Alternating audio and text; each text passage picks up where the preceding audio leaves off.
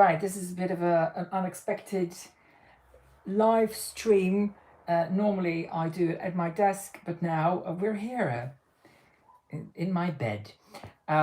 Because I was just sitting here having a very relaxing evening with some candles and some plinky plonky guitar, rainforest music, and then the story broke of Susie Green and her influence and Mermaid's influence at the Tavistock. And uh, I was just like, whoa, what the hell? Um, Groove, let's go live, let's talk. So, I've never done it from this um, place in my room or with. I'm now live streaming on my phone, which I've never done. But I can see the chat. Hello, says Megan. Jeremy says, "Yay, hi." Okay, so I just thought, oh my god, there's so much. Woo! This is big. This is huge. Um, I just thought let's chat. Let's all come together and see. Hi, Leonora Christina. Hello, Claire England. Let's just chat together and say what we think about all this, what it might mean, because this is huge. Hello from France. So happy to catch you live for once.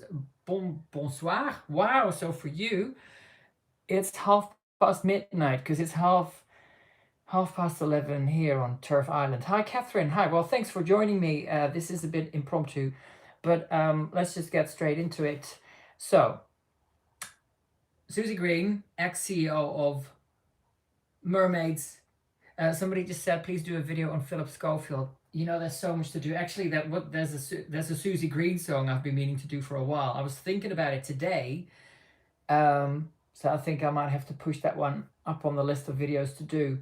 Right, so what's happened? The Telegraph has published a story about the influence that Susie Green and her organization Mermaids have had on the Tavistock, the gender identity clinic by the NHS for minors, basically. And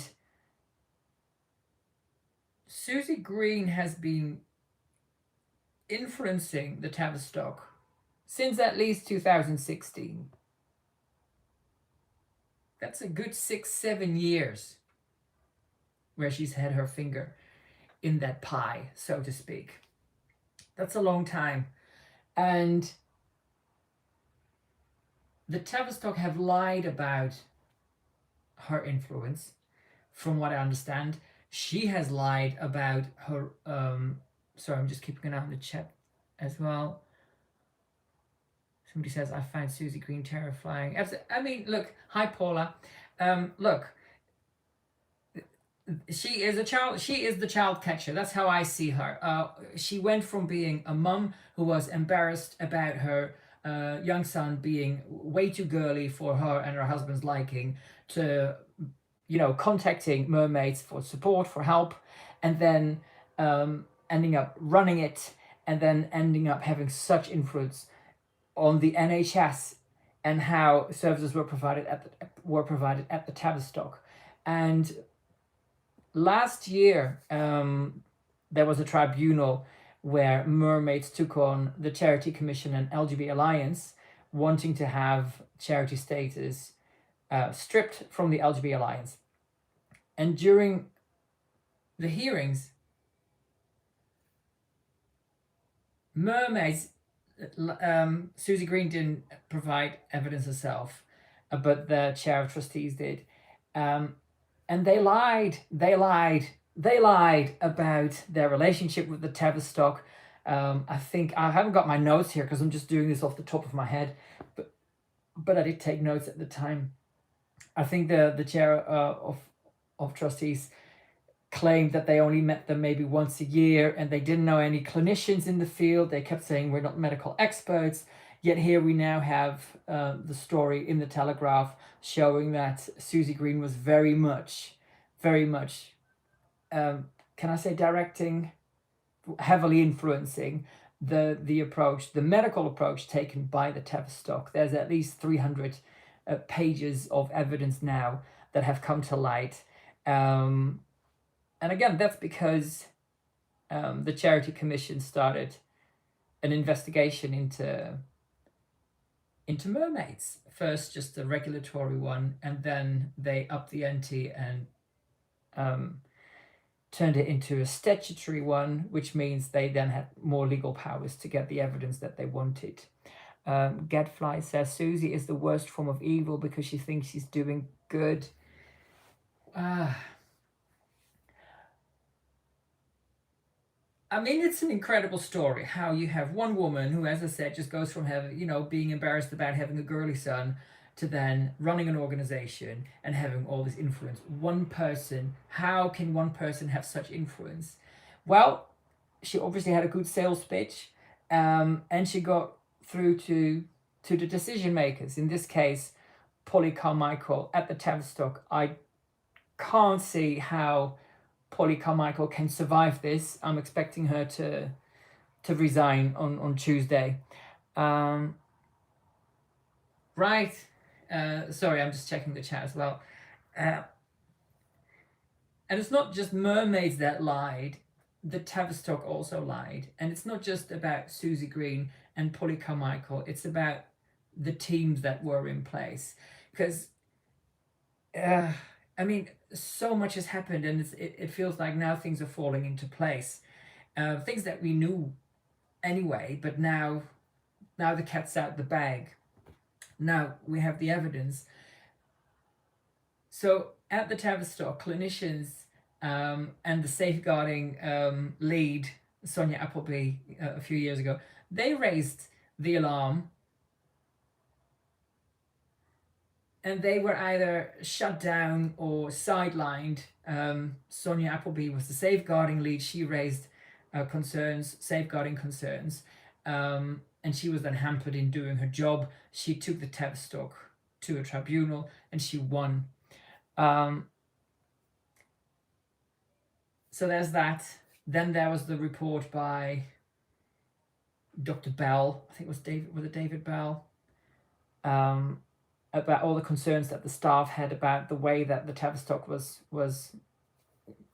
medicalizing kids or fast tracking them. Obviously, the gender borg or the trans lobby will say no one's being fast tracked because it takes forever. But we know from the clinicians there that, especially with the waiting lists and the workload that they had, they didn't spend enough time with these kids. They just referred them, right? I don't have the numbers here. Again, I'm just sitting in my bed on a Saturday evening. I just thought, this is absolutely mental. This is huge. Let's just go live and chat. So with all this history now, and obviously the CAS interim review report basically saying, look, this service is not fit for purpose. It needs to close and it needs to be completely... Linda Law says, hello, hi. Hey, Kai, Decadence. I don't think I've ever seen you on a live. Hello. This is what you're saying. This is what I was afraid of. Oh, this is weird. Like I'm doing this on my phone and then the messages in the chat just disappears. I'm looking at them. Anyways, what was I saying? Right. So there's been plenty of scandal building up, and this whole house of cards now, I feel it's just going to come crashing down. Like, there's no way that Polly Carmichael can stay on. But not just her, but also others at the Tavistock. Like, there's a guy called Jared Butler, an endocrinologist. I never know how to say that. Endocrinologist.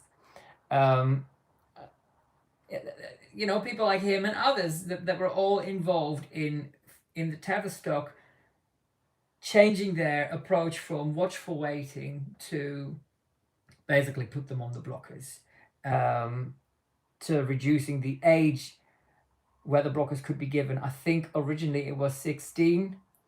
Obviously, by the time someone's 16, the Band United. Hey, how are you? Now I'm losing track of what I'm saying. Sorry, I'm just rambling. Tavistock.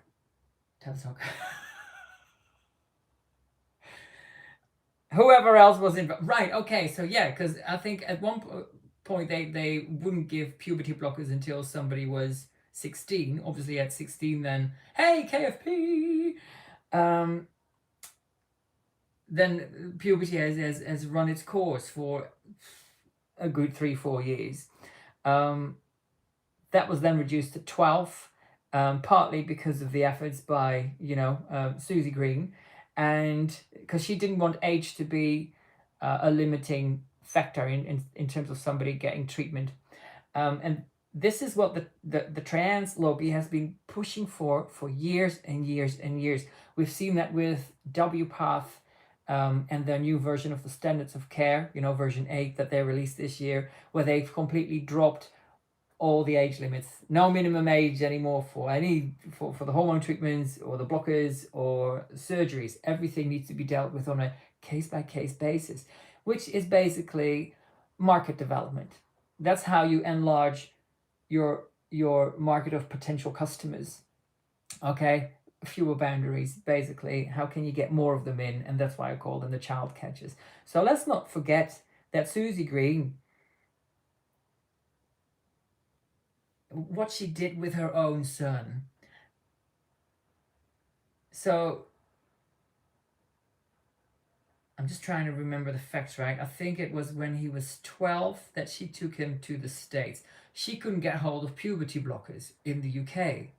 So she flies across the Atlantic to meet with, was it Norman Speck? And he then put Jackie, onto blockers. Not just that, but on an experimental cocktail of blockers and estrogen. So he went on estrogen at the same time as going on the blockers. Why? Because he was already tall for his age, and Norman Speck thought that if he could, if he put him on estrogen as well, that would limit his growth. Because if you put someone on puberty blockers, they still grow in height. It doesn't stop that. I don't know if it reduces the development of height, but anyway, it doesn't completely stop it. So by putting him on the estrogen, apparently that was meant to sort of for Jack not to grow that much taller. So that was an experimental thing. So Susie Green was obviously happy to have her own child be a guinea pig. And she will claim, oh, it was all because of love, and this is how much I love my child. And otherwise, because obviously Jack had tried to kill himself, I don't know how many times.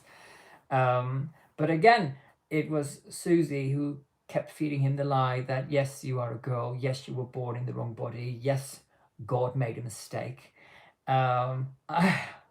It's incredible, though, isn't it?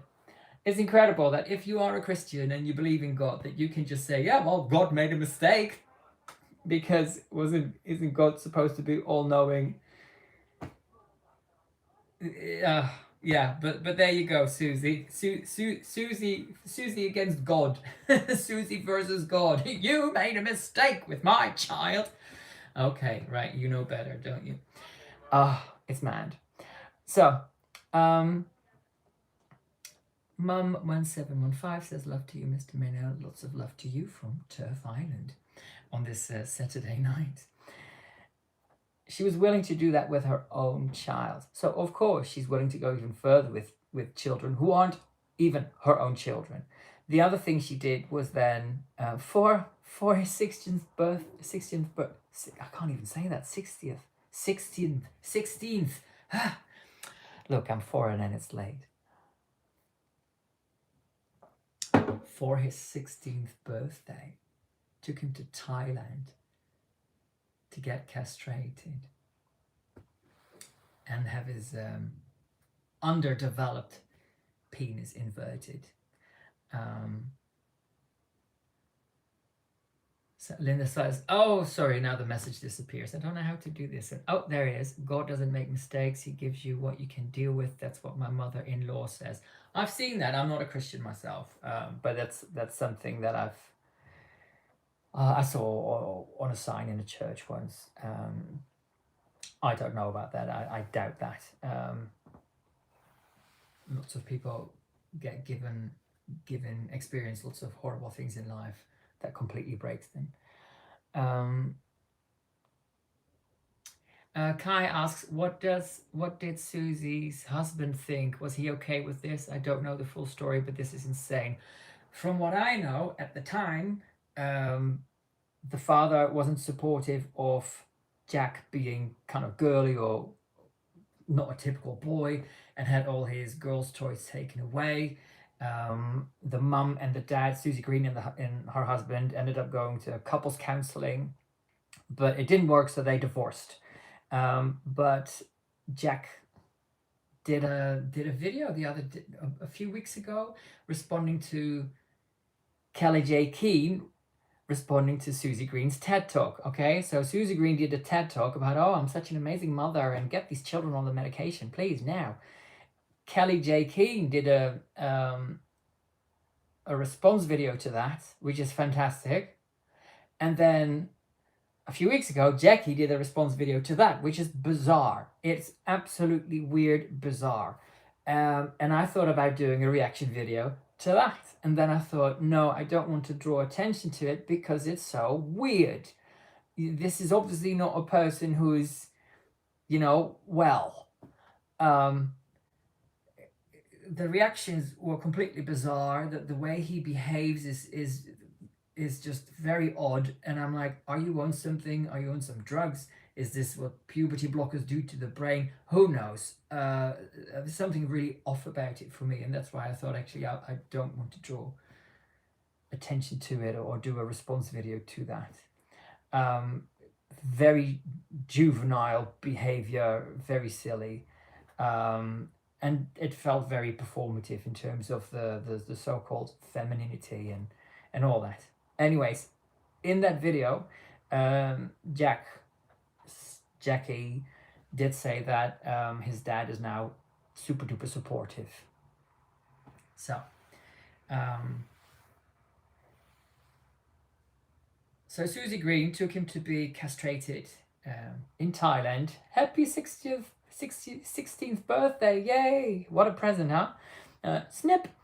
And because he'd been on the blockers, well, he would have been on the blockers for 4 years by then, he had the willy of a 12-year-old. And that's not enough to do the surgery with. There's not enough tissue there. And Susie Green joked about that in a documentary about Jackie wanting to become a beauty queen in the UK. Because obviously that's what you need to do with when you've transed your son, so he can become this beautiful woman that needs to be on TV as a supermodel. I think Susie just tried to turn him into like a Jazz Jennings type show. Didn't quite work. This whole story is mad because that surgery, after the authorities in Thailand found out that Susie Green had that done on her 16-year-old, 16 for like 1 day, then they changed the law, I think, so that you could no longer have that surgery at 16. So that's the effect that she had in Thailand. Obviously, they went back to the UK, and I do sometimes wonder, what's worse? Is it worse for Jack to wake up metaphorically and go, what the hell has my mother done to me?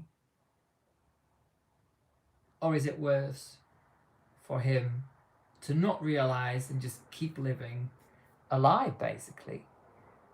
Like, I don't know. It's mad. But obviously, Jack is so convinced that he's a woman. Susie Green, they've been in this for years, they're not going to suddenly turn around and go, okay, we're going to change our mind about that. I've done something wrong. They're in too deep, both of them. They can't see any other way, I think. And this is sad. It's very sad. So, Kelly J. Keane then tweeted about Jack having been castrated. Susie Green then tried to have Kelly J. Keane arrested, got the police on a case where nothing, eventually the charges were dropped, but it goes to show what kind of person Susie Green is. She's absolutely fucking nuts. Oh, somebody's asking, will children that have, sorry if I'm blocking the camera with my finger, I'm just trying to read the chat. Will children that has been blocked from development truly mature enough to truly realize that? Well, that's a good question, because puberty is such a fundamental phase in a human development in terms of the body, in terms of the brain. And there's a limited time, there's a limited window where you can have that development. And once, you've missed part of it, then I guess you've missed part of it. You can't, what happens to the brain? This is the thing. Nobody knows what the long-term effects on the brain are.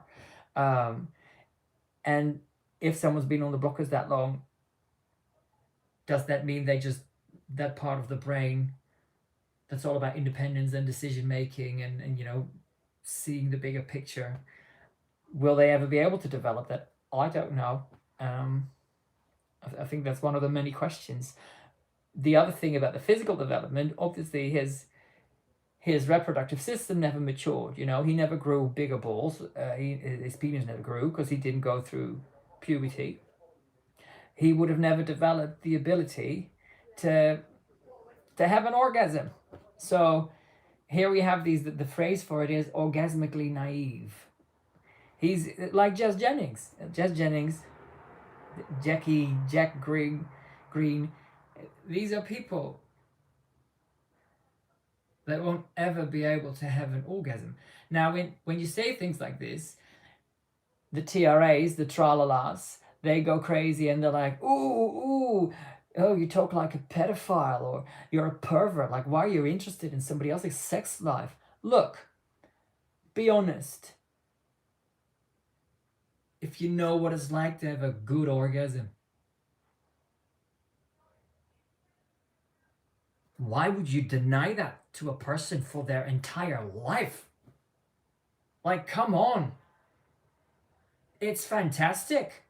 And it's about getting in touch with yourself, with your own body, learning to enjoy your body, It's about being able to share intimacy with another person, to bond with them physically, emotionally. This is incredibly important. And they're taking that away from like a whole generation of kids. I'm not talking about them experiencing this as kids. I'm talking about them experiencing this as adults. You take that away from them.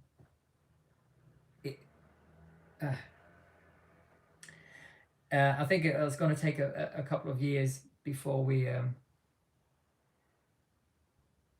really see the true damage that's been done by all this. As much as we're already seeing the damage, there was a tweet earlier this evening that I saw by Prisha, I think her name is, a detransitioner in the States, and she just wrote, it's a tweet it's the last line of the tweet that just absolutely breaks my heart. She's talking about being haunted by her breasts, as in she had a double mastectomy. She no longer has her breasts, but she can still feel them, which is phantom limb syndrome, I think it's called. And she said, what did she say? She said, all I have are the ghosts of my breasts, which I thought was just so intensely sad. Beatrix Video says a little ditty about Jack and Suzanne, a mum and her son taking a little trip over to Thailand. Jack is going to be a pretty lady. Susie's getting fame.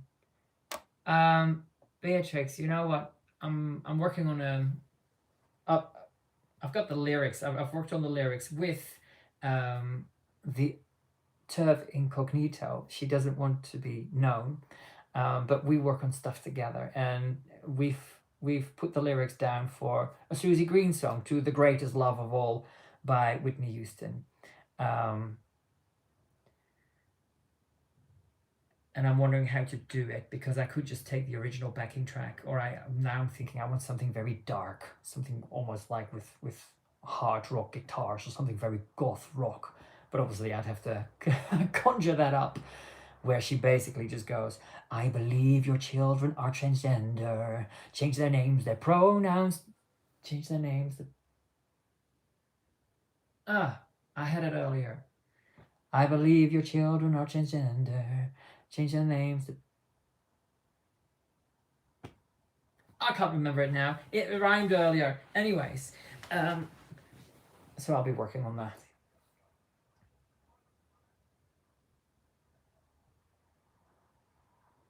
Lost in thought. Anyways. Oh God, I can't stand that now. I was just singing it as I was walking home from the park. I believe your children are transgender. Change their names to...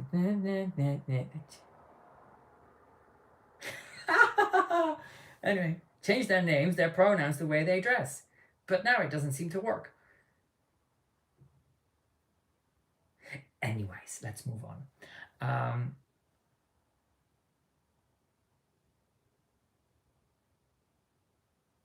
It's crazy how... right, okay, so we're talking about the development of the brain, the development of the body.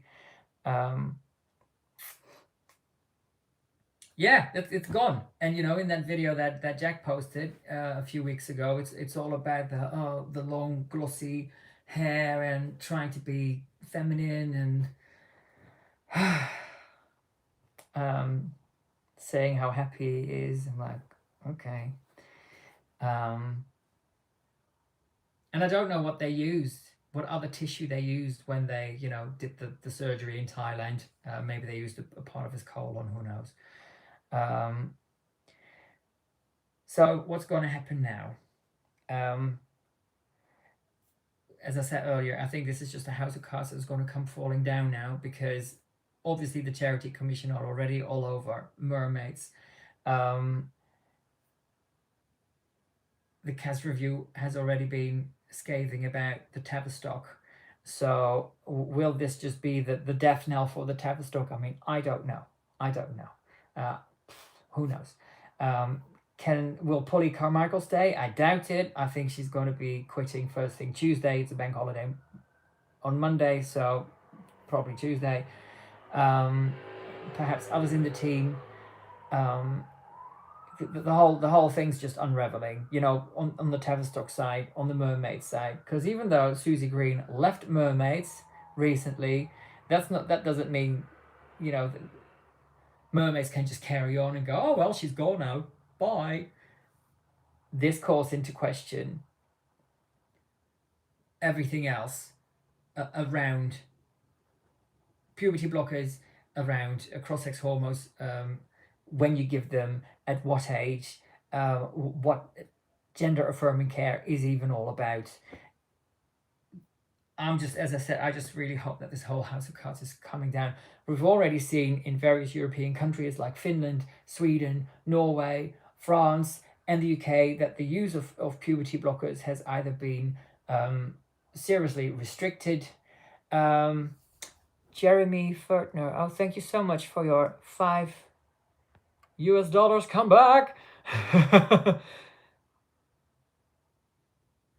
Okay, you're giving me some help with the song. Good. I recorded it before, so I'll just find it because it ran really well earlier. Anyways, and those lyrics are dark. The whole song is really dark. So, KFP says men of the current CEOs against conversion therapy based on gender identity. Okay.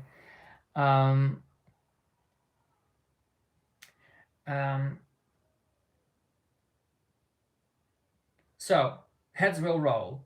Heads will roll at the Tavistock, I'm sure. Hopefully also at Mermaids.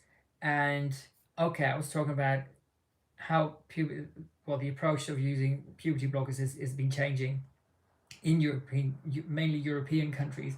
Even in the States, the FDA slapped, you know, an extra warning about brain swelling on puberty blockers. So we're seeing things go into two directions. On the one hand, you have WPATH saying no age restrictions for surgery or hormone treatment. claiming that unique gender is a gender identity, claiming that if someone's schizophrenic, that, you know, there was something in the standards of care about that, that then, you know, of all the different voices, that they could somehow decide whether someone should transition or not if they have multiple voices, where one voice says no and the other voice says yes. It's absolutely mental. So you've got that craziness. Then you've got that American woman going, "We love trans people, we love trans people." Okay, you've got that side, which is getting more and more bonkers and unhinged. And then you've got the other side, where internationally the medical community is going, "Whoa, hold on, stop. There's no real evidence for this. Um, what are we doing? Let's take a few steps back, please. Let's limit the use of this medication because there's no proof for it. Let's see what's happening here. What are the side effects? What are the studies that we're lacking? What are the studies that we need?" Then you've got someone like Lisa. Oh God, doing this all off the top of my head. Littman, who did the ROGD research. You know, there's that kind of research coming out. You've got that film that came out, Affirmation Generation, which provides, you know, all these testimonies, all these stories from detransitioners. So it's, I think the golden age of trans medicine is over. Because it can't go on. It can't go on like this. Especially with all this information, all the evidence that's coming out of, and the fact that they thought they'd get away with it, that's what really gets me. It'll be interesting to see Susie Green's reaction to the article. She already posted stuff on Facebook. I think it was Friday, where she tried to do some damage limitation.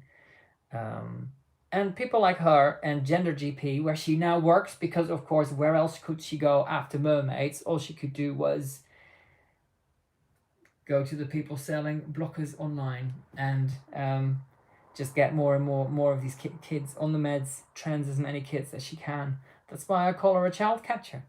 She is absolutely a child catcher. And Polly Carmichael, I mean, I don't know how these people can sleep at night, knowing they did that. How many youngsters, how many kids, how many minors were put on these medications when it wasn't actually necessary? Lisa Littman researched ROGD. Okay, it was Lisa. Yes. I wasn't sure if her first name was Lisa, but sometimes I should give myself a little bit more credit, even on a Saturday night.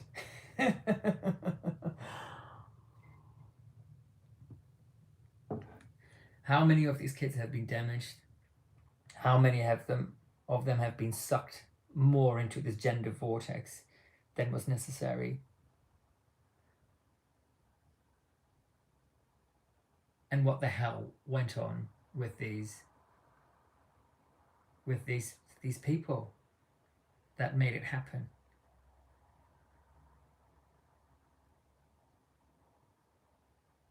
And how many of them were simply gay or lesbian or bisexual? Okay, because that's, and then there's the autism angle. So many of them who are on the spectrum. And was that taken into account? Was that explored, how that could have been part of them reaching for this, you know, whatever identity they were reaching out for? And this is the thing. When you're young and you're going through puberty, you know, life is confusing and hard enough as it is. KFB says, "Mena, will you end on a light note by singing Padam Padam?" Maybe in a bit. But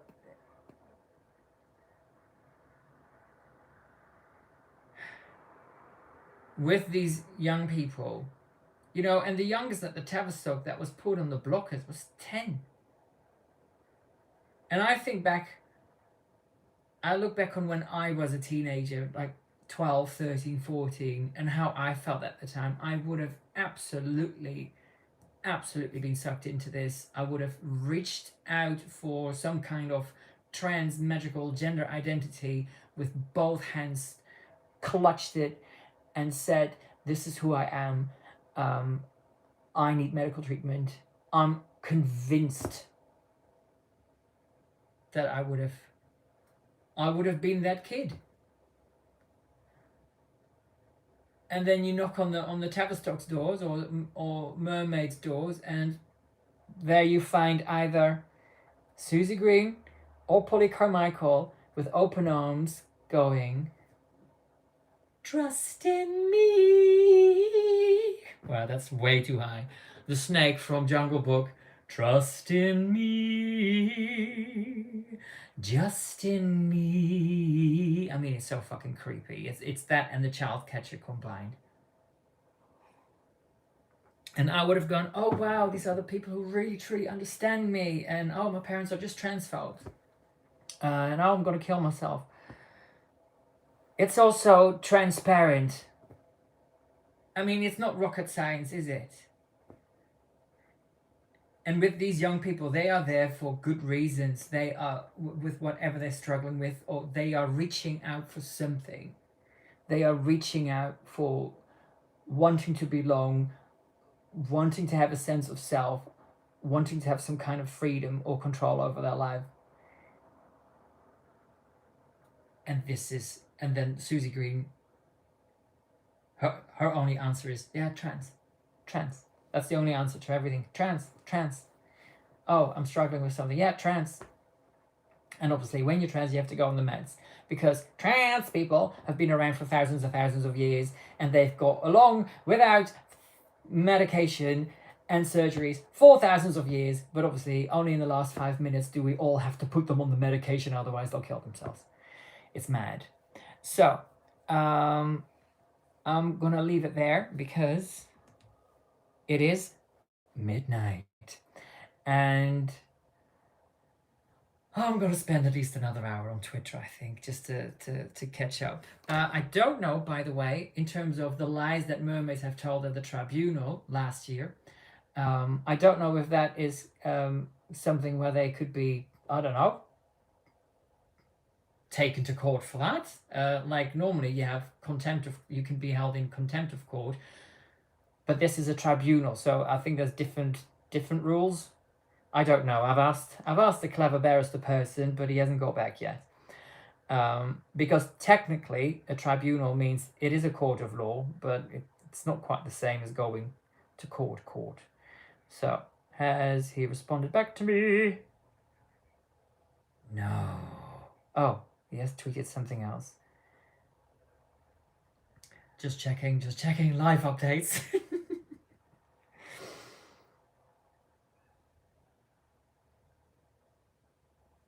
Loading. Ooh, members of the jury, I will now prove beyond a reasonable doubt. 1. That Tavistock lies about contact with mermaids. 2. Its unqualified former CEO overrides medics. 3. Mermaids has influenced health policy despite saying it does not. Okay, this is from a criminal lawyer.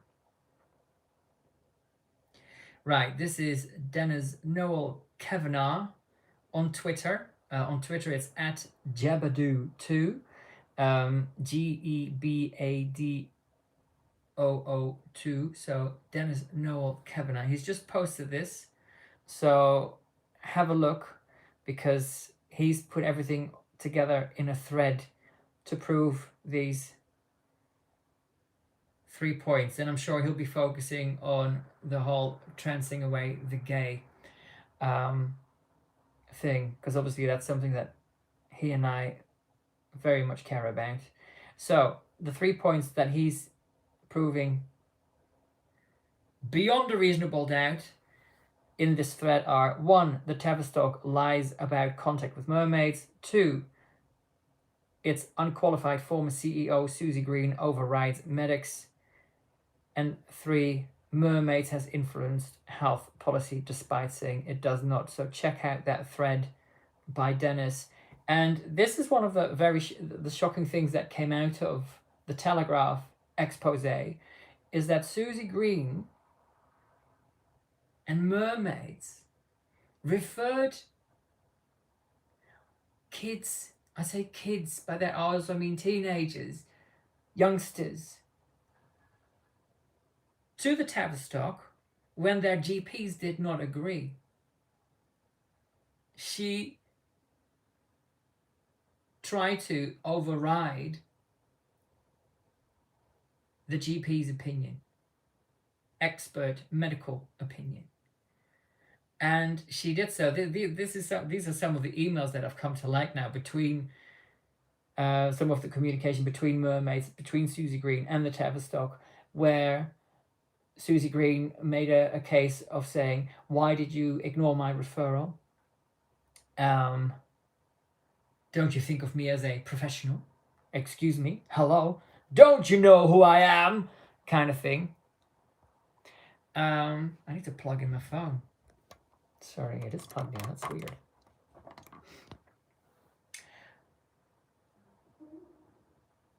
Basically throwing her weight around.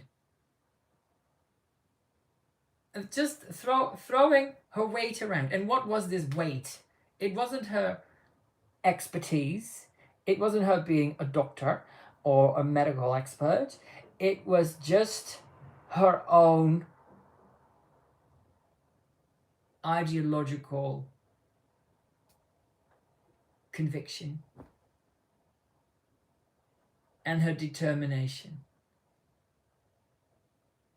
That was the weight she threw around. Mummy Mengele, says Ms. Elf. It is outrageous. And she got her way. Because Polly Carmichael and the others at the Tavistock, they enabled her. And it'll be very interesting to see, to find out why. I want to see them all in the dock. I want to see them all in the dock and face justice, because this is absolutely outrageous. But hopefully, as I've said a few times, this is just the beginning of the House of Cards coming down. Somebody asked, will there be a class action lawsuit? I don't know about legal stuff like that, so I'm sure we'll learn a lot more about that in the next couple of days in terms of what the options are and what's going to happen next. But off with their heads, I say.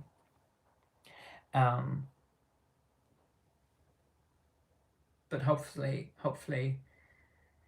this will be the beginning of the end. And on that note, I shall love you and leave you to all have a good night's sleep. As I said, it's after midnight here in the UK. So good night, everyone. Good evening to those where it's a bit earlier. And KFP, just for you then. Padum. I don't actually know the song that well. I've watched it a few times. I like it, but I don't like the way they've just over-processed Carly's vocals so much. It just sounds like Kathleen Stock wrote in an article. It just sounds like a virtual assistant, which is hilarious. And it's true. And I think it's such a shame because it's a fun song. It's catchy. It's very catchy, actually. It was in my head all day. Ba-dum, I hear it and I go, ba-dum, when your heart goes, ba-dum. Anyways, I'm gonna work on that. I'm gonna work on that Susie Green song. All right, sorry for this random rambly live stream, but have a good night, everyone. I don't even know how to stop this on this phone. And tomorrow, actually today, Sunday, hopefully I will see some of you in Hyde Park at Let Women Speak at Speaker's Corner. Okie dokie. So keep it real and keep smiling, he says as he looks for the button on how to stop this live stream. Okay, let me see if this works. Are you sure that you want to stop streaming? Oh yes! All right. Ciao. Did that work? No? Let's try that again.